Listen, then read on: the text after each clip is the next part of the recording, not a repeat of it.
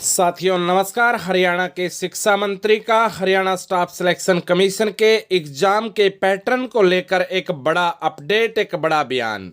साथियों हरियाणा जीके के क्या आएंगे 40 से 50%, आपको दिखाएंगे लाइव इस छोटी सी वीडियो में। हरियाणा के माननीय शिक्षा मंत्री के मुखार बिंद से और भी कई पहलुओं पर क्या कहा हरियाणा के शिक्षा मंत्री ने। साथियों जानने से पहले अगर आप चैनल पर पहली बार आए हैं, चैनल को सब्सक्राइब कर देना, वीडियो को लाइक और शेयर जरूर करना। तो लीजिए माननीय शिक्षा मंत्री Kanwarpal Gurjar. Haryana civil services SCS की अभी परीक्षाएं हुई हैं।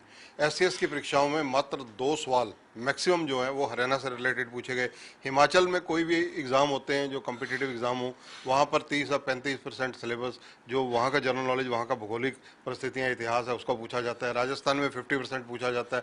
देश की ऐसी कम से कम 15 स्टेट हैं जिनको लगभग 30 से 40% क्वेश्चन वहाँ के लोकल स्थानीय पूछे जाते हैं।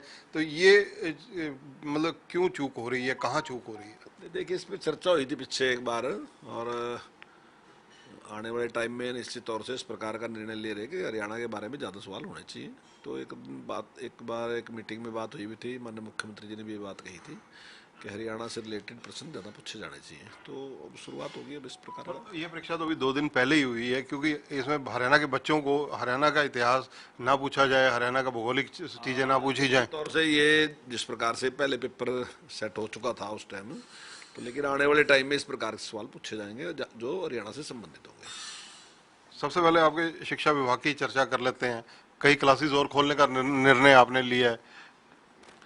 हाँ, देखिए, अभी हमने पहली से तीसरी क्लास तक 20 सितंबर से हम शुरू करने जा रहे हैं। हालांकि पहले हमने सारी क्लासें चौथी से लेकर और 12वीं तक शुरू कर दी। वो स्टेप बाय स्टेप हमने शुरू किए हैं और वो सारी बिल्कुल ठीक से चल रही है, कहीं किसी प्रकार की कोई समस्या नहीं आई। तो मैंने पहले भी कहा था कि अगर ये सारा ठीक चलता है तो निश्चित तौर से छोटी क्लास जो है पहली से तीसरी वो भी हम शुरू कर देंगे, और 20 तारीख से हम उसको शुरू करने जा रहे हैं। और अभी तक हमारा जो सारा जो स्कूलों में जो एजुकेशन सिस्टम हमारा चला है वो सारा बिल्कुल ठीक से और स्मूथली चल रहा है।